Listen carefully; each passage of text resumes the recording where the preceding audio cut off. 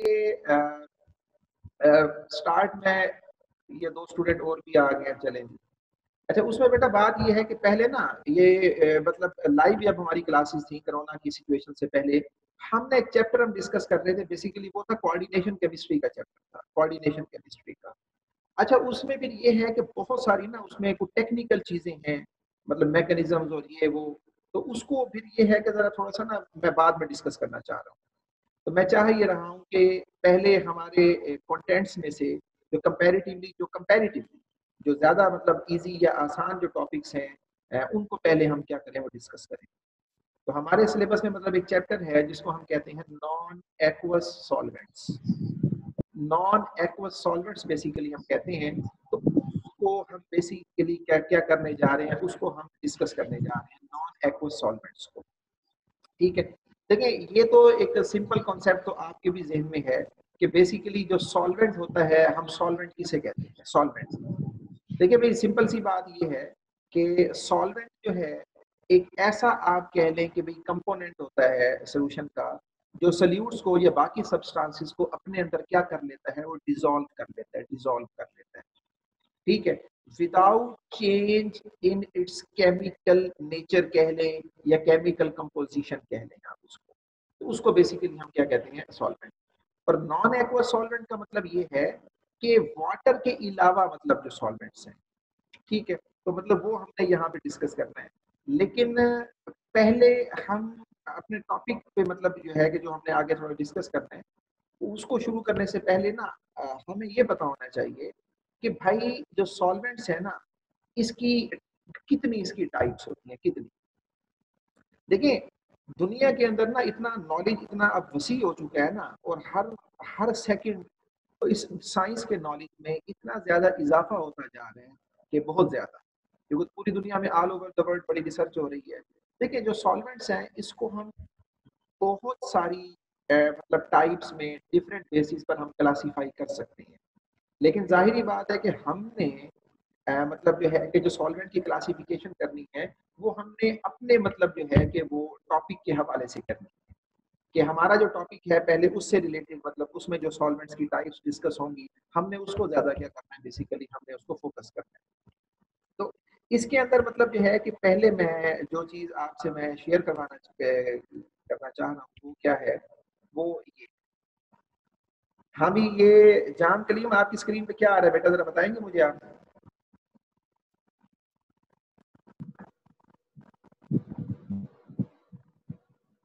Sir ये आपके structures वगैरह शो हो रहे हैं सर, ये थोड़ा जूम करें सर, क्लियर नहीं हो रहा।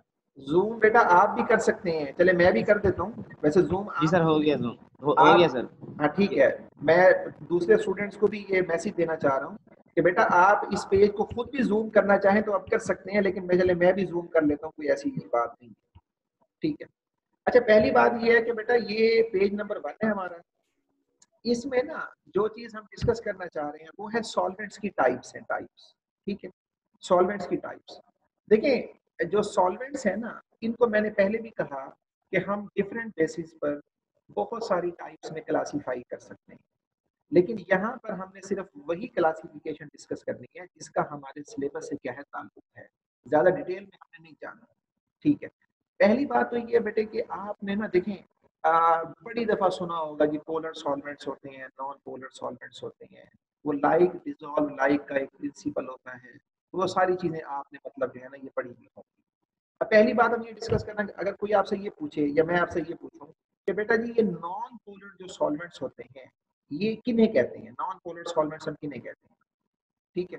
देखिए, एक सिंपल इसकी डेफिनेशन ये भी आप कह सकते हैं कि जैसे ये सामने लिखी हुई है, मैं इसको रीड भी कर देता हूँ कि the molecules that have a net dipole moment of 0, यानी ऐसे सॉल्वेंट के मॉलिक्यूल्स जिनका नेट डाइपोल मोमेंट जो है वो क्या हो, 0 हो। एक बात ये ज़हन में रख लें कि अगर किसी को डाइपोल मोमेंट का कॉन्सेप्ट क्लियर नहीं है ना, देखिए बेटा आप एमएससी के स्टूडेंट हैं और ये जो सिंपल चीज़ें बेसिक चीज़ें होती हैं ना जो मैट्रिक एफएससी लेवल की होती हैं, वो हम यही एक्सपेक्ट करते हैं कि ये चीज़ें आपको आती हैं और आपको आनी भी चाहिए। अगर किसी स्टूडेंट को कॉन्सेप्ट क्लियर नहीं है डाइपोल मोमेंट क्या होता है, तो इसमें परेशान होने वाली बात नहीं है। आप सिंपली गूगल कर लिया करें, वहाँ से आप सर्च कर लिया करें, कोई यूट्यूब पे जाके वीडियो देख लें, अगर ये भी नहीं करना तो फर्स्ट ईयर की जो बुक है, फर्स्ट ईयर केमिस्ट्री की बुक, उसका जो छठा चैप्टर है, उसका जो सेकंड लास्ट तकरीबन टॉपिक है वो है डाइपोल मोमेंट। अब वहां से जाके इसको रीड कर लें, आपको समझ आ जाएगी। मैं आपको मुख्तसरन ये बता देता हूँ कि जो डाइपोल मोमेंट है ना, ये असल में एक आपके लिए फिजिकल प्रॉपर्टी है, ठीक है। इसको हम क्यों यूज करते हैं? इसको बेटा इसलिए यूज किया जाता है, किसी भी मॉलिक्यूल की जो पोलैरिटी है, पोलैरिटी, किसी भी मॉलिक्यूल की जो पोलैरिटी है उसको मैयर करने के लिए, मैयर करने के लिए, यानी अगर आप सिंपल लफ्जों में कहना चाहें ना इसको, मतलब देसी लफ्जों में, तो आप सिंपली यूँ कह सकते हैं कि भाई कि dipole moment is a measure of polarity of the molecule. तो मतलब जिस मॉलिक्यूल का कंपाउंड का डाइपोल मोमेंट जीरो होता है, उस मॉलिक्यूल को हम नॉन पोलर मॉलिक्यूल क्या करते हैं, वो कंसीडर करते हैं। और जिस मॉलिक्यूल का डाइपोल मोमेंट जीरो नहीं होता, डाइपोल मोमेंट की कुछ ना कुछ वैल्यू होती है, वो पोलर मॉलिक्यूल कंसीडर होता है।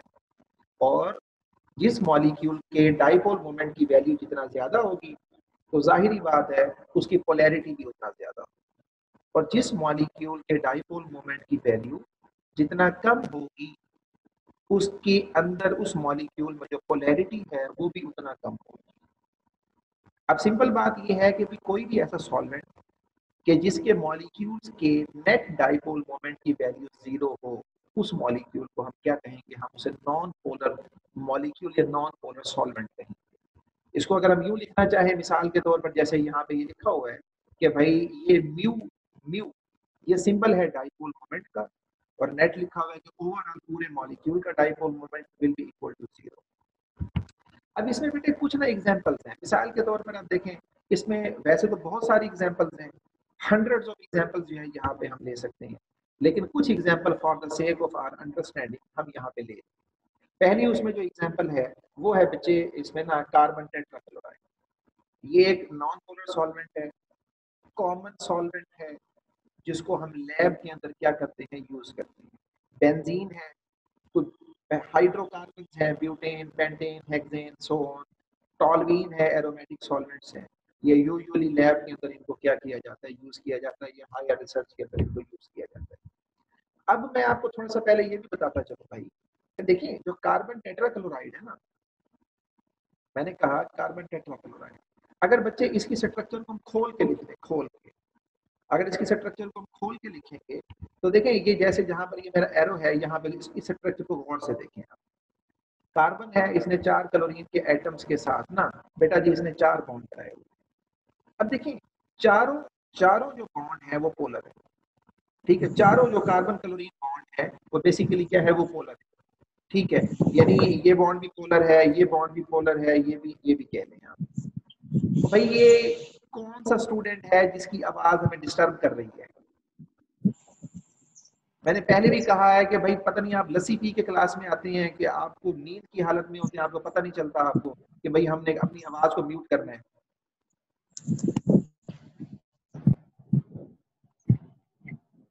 ये तमाम स्टूडेंट्स जो हैं अपनी इसको आवाज को दोबारा म्यूट को चेक कर रहे हैं आप।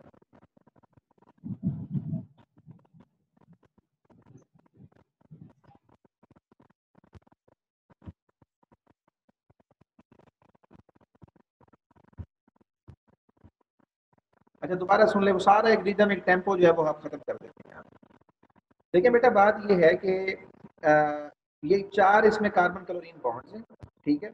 और अगर हम गौर करें ना तो चारों के चारों बॉन्ड्स पोलर है, पोलर। क्योंकि देखें क्लोरीन ज्यादा इलेक्ट्रोनेगेटिव, इसकी इलेक्ट्रोनेगेटिविटी 3 होती है, कार्बन की होती है 2.5, तो इलेक्ट्रोनेगेटिविटी का डिफरेंस है।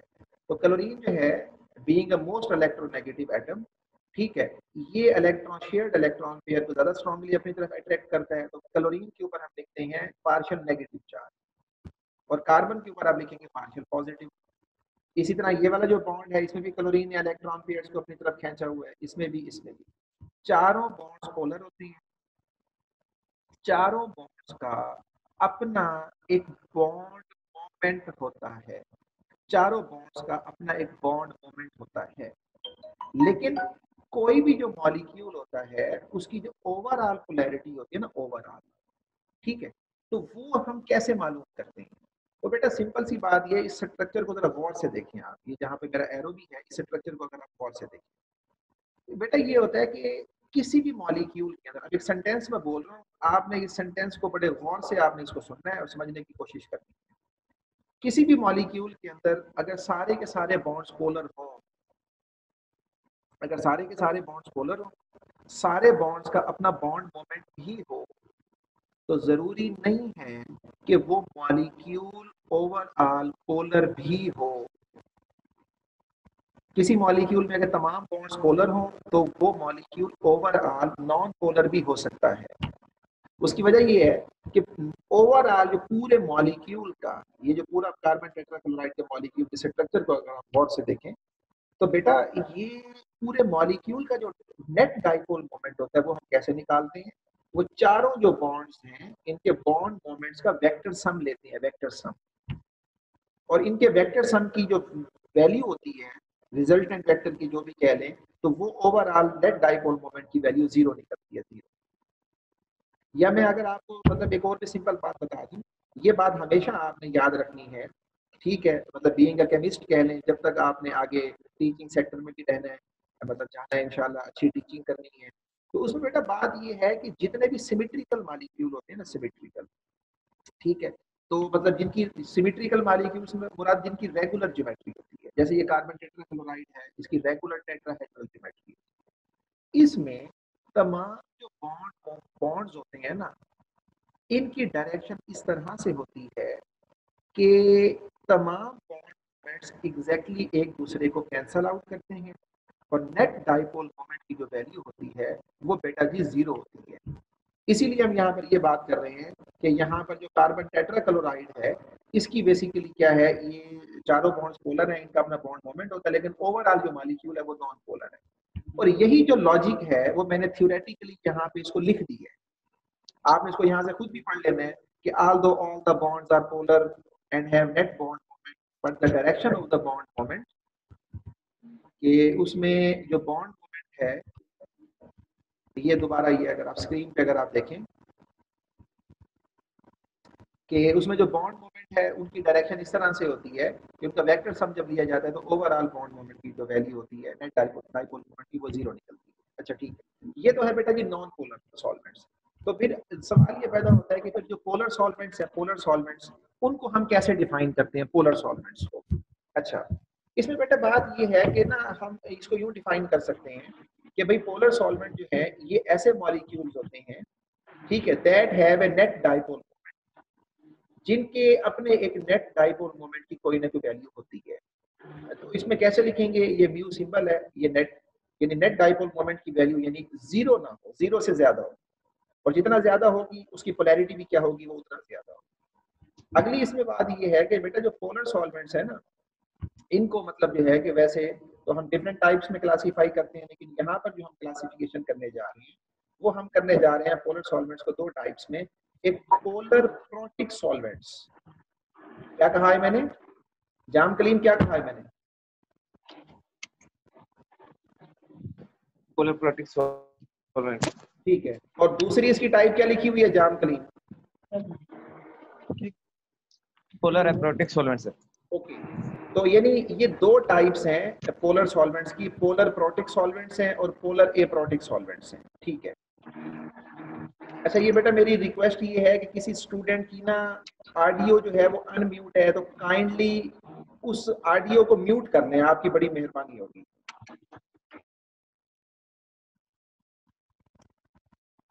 हाँ ये किसी स्टूडेंट ने कर लिया है, उसकी मेहरबानी है भाई। अच्छा हाँ, पोलर जो सॉल्वेंट है बेटा इसकी दो टाइप्स हैं, पोलर प्रोटिक सॉल्वेंट और पोलर एप्रोटिक। अब पहले जो है ना पोलर प्रोटिक क्या होती है, पोलर एप्रोटिक क्या होती है, इनको डिस्कस करने से पहले ना तो हम ये मतलब यहाँ पे डिस्कस कर लेते हैं कि मतलब जो है कि ये प्रोटिक सॉल्वेंट क्या होते हैं और एप्रोटिक क्या होते हैं। हाँ भी जाम कलीम कभी पढ़ा है आपने प्रोटिक सॉल्वेंट क्या होते हैं और एप्रोटिक क्या होते हैं, कभी पढ़ा है आपने, ये बताएं आप। जी सर पढ़ा है, याद नहीं है। अच्छा पढ़ा है याद नहीं है, ठीक है। अच्छा बेटा बात ये हमारी एक स्टूडेंट है हाइका हसन, हाँ भी आवाज आ रही है बेटा आपको? Yes sir. हाँ बेटा ये बताएं कि आपको कॉन्सेप्ट है ये प्रोटिक सॉल्वेंट्स क्या होते हैं, aprotic yes solvents? Sir, yes sir. Sir polar protic solvent वो होते हैं जिसमें जो हाइड्रोजन एटम होता है वो इलेक्ट्रोनेगेटिव एटम से डायरेक्टली अटैच होता है, और पोलर एप्रोटिक सॉल्वेंट वो होते हैं जिसमें इलेक्ट्रोनेगेटिव एटम के साथ कोई हाइड्रोजन अटैच नहीं होता डायरेक्टली, और वो इनकैपेबल होते हैं हाइड्रोजन बॉन्डिंग के। शाबाश, ठीक है, वेरी गुड, ठीक है, वेरी गुड, ठीक है। अब मैं थोड़ा सा बेटा इसको मैं भी एक्सप्लेन कर देता हूँ एक दफा। देखिए भाई इसमें मतलब बच्चे ने बड़ा अच्छा इसको एक्सप्लेन किया है कि जो प्रोटिक सॉल्वेंट्स है ना, प्रोटिक सॉल्वेंट्स, ठीक है, तो इसको मतलब यू भी डिफाइन किया जा सकता है कि the molecules that can donate an hydrogen atom, यानी ऐसे सॉल्वेंट जो हाइड्रोजन आयन को लूज कर सकते हो, डोनेट कर सकते हो। या दूसरे लफ्जों में कि अगर हम ये कहें कि हाँ, दूसरे लफ्जों में बेटा अगर हम ये कह लें कि मतलब ये है कि यानी ऐसे सॉल्वेंट के मॉलिक्यूल्स जो हाइड्रोजन आयन को डोनेट लूज कर सकते हो, या दूसरे लफ्जों में जिसने हाइका ने कहा बिल्कुल ठीक कहा कि यानी ऐसे सॉल्वेंट के मॉलिक्यूल जो अपने हाइड्रोजन एटम को हाइड्रोजन बॉन्डिंग के लिए यूटिलाइज कर सकते हो। बेसिकली कॉन्सेप्ट सेम है डेप्थ के अंदर, वो क्यों सेम है वो हम बाद में डिस्कस करेंगे। तो इसमें जो एग्जांपल हम दे सकते हैं यहाँ पर वाटर है, एसिटिक एसिड है, मिथाइल अल्कोहल है, यानी कोई भी ऐसा सॉल्वेंट का मॉलिक्यूल जिसके हाइड्रोजन के एटम के ऊपर स्ट्रॉन्ग पार्शियल पॉजिटिव चार्ज हो, उसको हम प्रोटिक सॉल्वेंट कह सकते हैं। वो क्यों कह सकते हैं ये आगे भी हम इसको डिस्कस करते हैं। तो अगर प्रोटिक सॉल्वेंट बेटा जी वो होती हैं कि जो हाइड्रोजन आयन को डोनेट कर सकते हैं, तो फिर ए प्रोटिक सॉल्वेंट्स कौन से होंगे?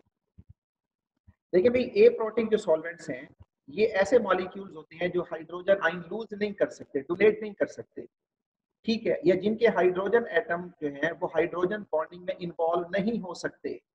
जैसा कि हाइका ने कहा, ठीक कहा कि भाई मतलब जो है कि भाई अगर किसी मॉलिक्यूल का हाइड्रोजन एटम हाइड्रोजन बॉन्डिंग में इन्वॉल्व हो सकता हो तो वो प्रोटिक, और अगर ना हो सकता हो तो उसको एप्रोटिक।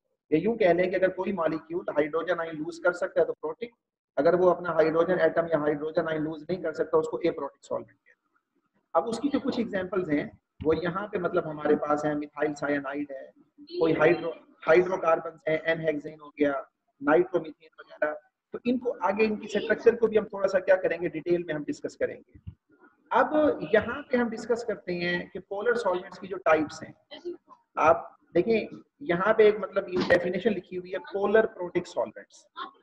आप पहले इसकी डेफिनेशन को रीड कर लें फिर मैं बताता हूँ। और तमाम स्टूडेंट जो है वो अपना बेटा ये माइक भी चेक करें किसकी आवाजें आ रही है, मुझे समझ नहीं आ रही।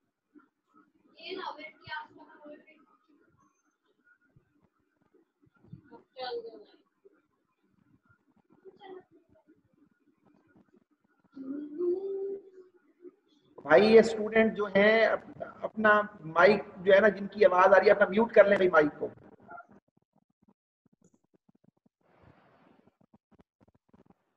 अच्छा जी, अच्छा बेटा ये पोलर जो प्रोटिक सॉल्वेंट्स हैं हम किन्हें कहते हैं कि that those molecules that have a net dipole moment, यानी एक तो जिनका नेट डाइपोल मोमेंट हो यानी वो पोलर मॉलिक्यूल्स होंगे, और दूसरी बात ये है कि वो हाइड्रोजन आयन भी लूज कर सकते हो, उनको हम कहते हैं पोलर प्रोटिक सॉल्वेंट्स।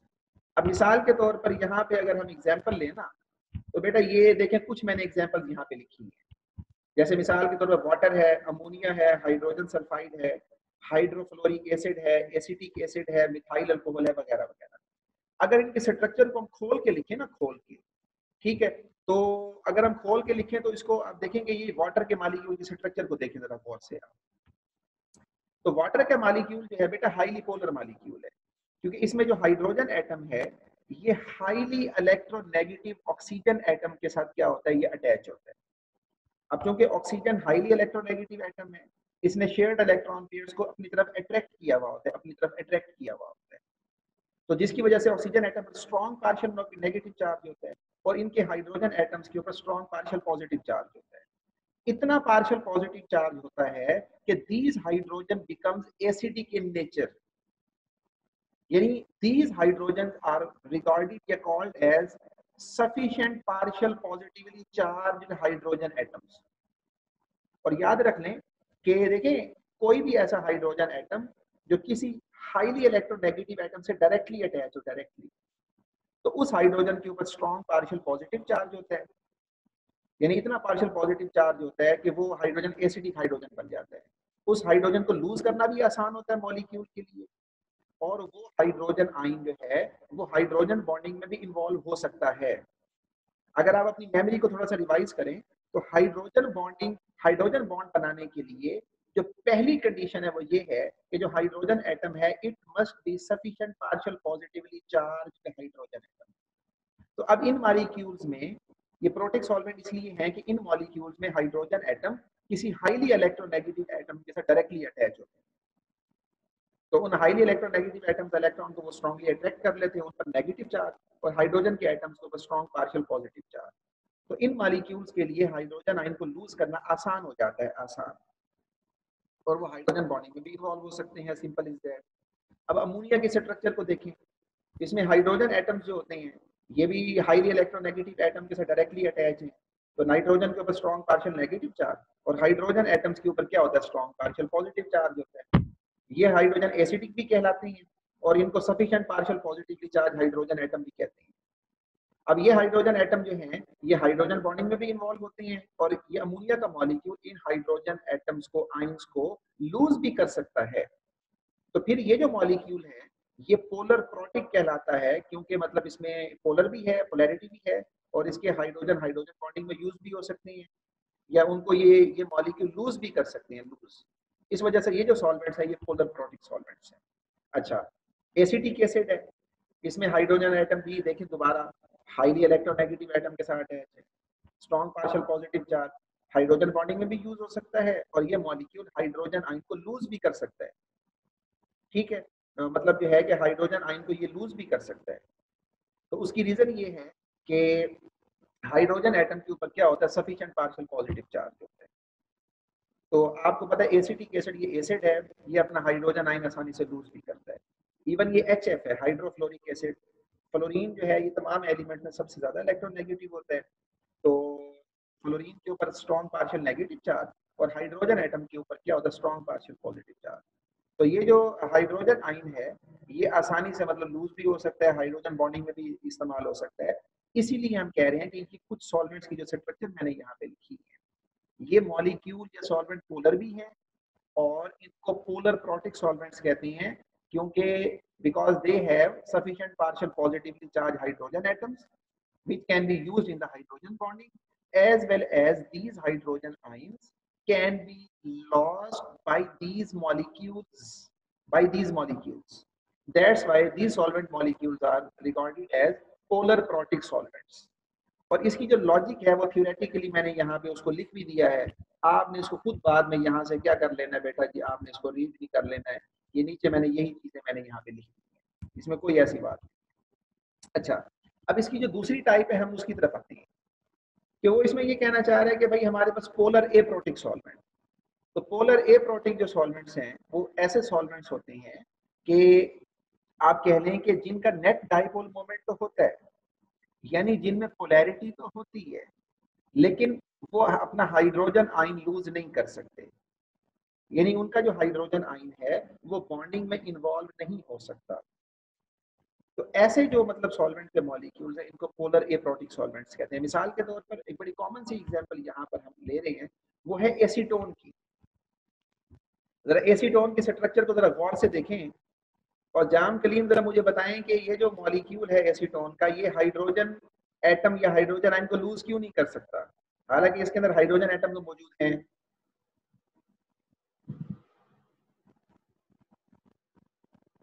जी जाम कलीम, जाम कलीम।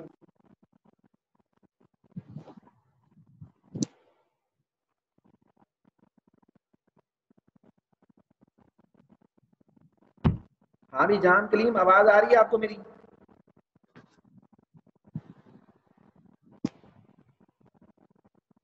चलें भाई, ये जाम कलीम की आवाज नहीं आ रही। ये बेटा हाई का आपको आवाज आ रही है मेरी? यस सर, यस सर आ रही। हाँ ठीक है। ये बच्चे ये बताएं कि ये जो एसीटोन का मॉलिक्यूल है इसके अंदर हाइड्रोजन एटम्स तो हैं, तो फिर ये हाइड्रोजन एटम जो हैं ये उनको क्यों नहीं लूज कर सकता, या हाइड्रोजन बॉन्डिंग में क्यों इन्वॉल्व नहीं हो सकते, ये थोड़ा सा बताएं आप। सर क्योंकि यहाँ पे सबसे ज्यादा जो इलेक्ट्रोनेगेटिव एटम है वो है ऑक्सीजन। ऑक्सीजन का जो इलेक्ट्रोनेगेटिविटी होती है वो होती है 3.5। ऑक्सीजन के साथ कोई भी हाइड्रोजन डायरेक्टली अटैच नहीं है कि वो लूज कर सके। जो कार्बन हाइड्रोजन जो अटैच है वो है कार्बन के साथ, और कार्बन और हाइड्रोजन में इतना इलेक्ट्रोनेगेटिविटी डिफरेंस नहीं होता, क्योंकि हाइड्रोजन का होता है 2.1 और कार्बन का होता है 2.5, तो इसके अंदर इतना डिफरेंस नहीं है। अब हाइड्रोजन सिर्फ तभी लूज हो सकता था कि अगर वो ऑक्सीजन के साथ डायरेक्टली अटैच होता। यहाँ पे एसीटोन में ऑक्सीजन के साथ कोई भी हाइड्रोजन डायरेक्टली अटैच नहीं है, इसलिए ये hydrogen as a proton donate नहीं कर सकता। ठीक है, वेरी गुड, शाबाश बेटा, आपने बिल्कुल ठीक कहा। ये क्लास को भी मैं यही बात कर रहा हूँ कि जो हाइका ने जो लॉजिक दी है वो एग्जैक्टली बिल्कुल मतलब जो है कि वो लॉजिकल बात की है, यही इसकी रीजन है। आपने ये नहीं देखना कि हाइड्रोजन एटम तो मौजूद है एसीटोन के मॉलिक्यूल में, ये कंडीशन नहीं है। हाइड्रोजन एटम ऐसा होना चाहिए जिसके ऊपर सफिशिएंट पार्शियल पॉजिटिवली चार्ज हो।